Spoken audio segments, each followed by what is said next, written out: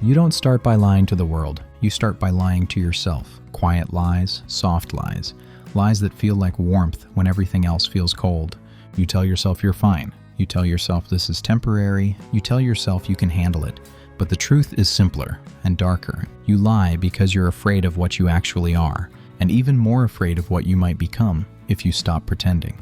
The mind doesn't protect you with strength. It protects you with stories. Stories that keep you standing, even when something inside you is already collapsing. This is the life you build out of the lies you whisper to survive. Chapter 1. The lie that nothing is wrong.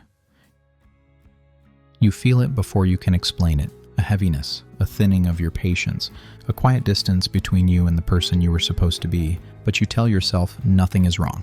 Because admitting something is wrong would mean confronting the possibility that you created it, that it didn't just happen, that you let things deteriorate, that you ignored the early signs, so you do what most people do. You normalize the slow decay. You normalize the tension in your chest. You normalize the sleepless nights and the hollow mornings. You say, I'm tired. You say, it'll pass. You say, I just need time. But deep down, you know that time isn't the medicine. Time is the knife. And the longer you wait, the more it cuts into the parts you still depend on.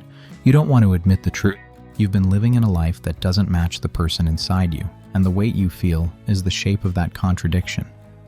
You tell yourself nothing is wrong, because the alternative would force you to finally look at the version of yourself you've been running from, and you're not ready for that confrontation, not yet.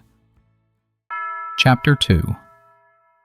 The lie that you're still in control. Control is the illusion you cling to when everything else slips. You pretend you can guide the chaos. You pretend you chose this path. You pretend every consequence was part of some quiet plan. But listen closely. You don't wake up one morning and lose control. You lose it slowly, a piece at a time, choice by choice, silence by silence, avoidance by avoidance. You trade authenticity for comfort. You trade boundaries for approval. You trade your own needs for the illusion of stability. And each trade feels small, harmless, necessary, until one day you look at your life and realize you're not steering anything. You're just reacting. Pretending you meant for things to turn out this way, pretending you chose outcomes you actually avoided. That's the lie. Not that you lost control, but that you ever had it in the first place. Life has been shaping you while you insisted you were shaping it.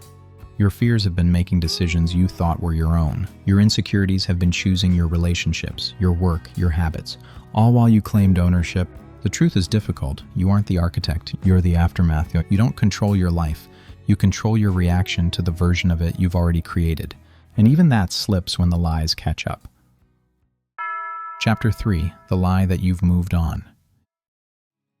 You tell yourself you've healed. You tell yourself the past is over. You tell yourself you've grown. But the mind doesn't let go until it understands. And most of what happened to you never made sense. You just buried it, deep enough that you could function, but not deep enough that it disappeared. You pretend you've moved on because remembering hurts, not remembering hurts even more. And so you sit in the middle, avoiding both, telling yourself that neutrality is progress. But the signs give you away. The people you push away without knowing why, the patterns you repeat even though they ruin you, the anger that arrives from nowhere, the sadness that feels older than your age. These are the echoes of what you claim you've moved past. Your body remembers what your mind refuses to revisit.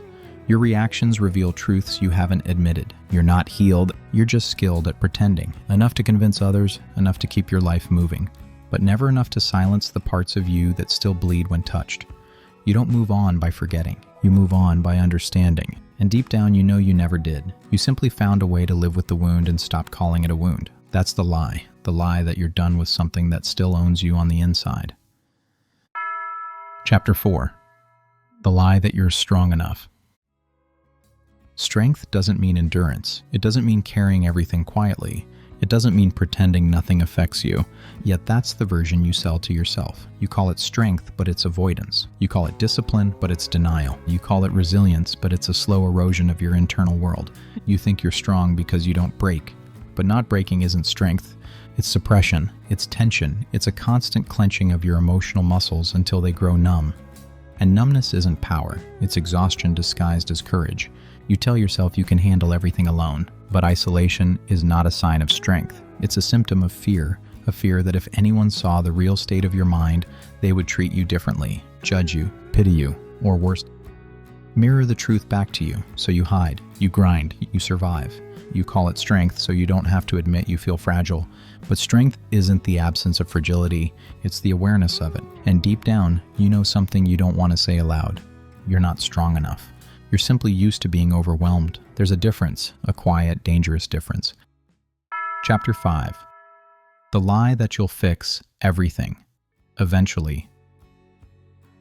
You keep a private deadline in your mind, a vague, undefined someday where you finally change, where you confront things, where you stop repeating the same patterns, where you become someone you can respect.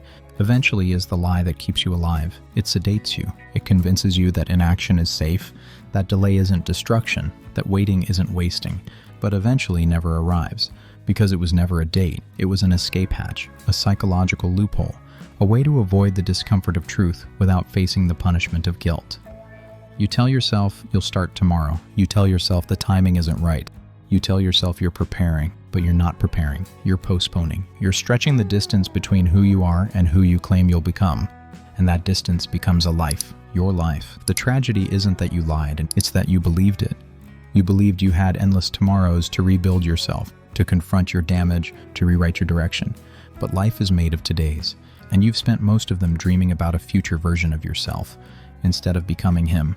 Eventually is the lie that protects you, right up until the moment it destroys you. And somewhere deep inside you already know it. You just don't want to hear the truth spoken out loud. Not like this, because once you hear it, you can't unhear it. And once you face it, you can't hide behind the lie anymore. Not even for survival.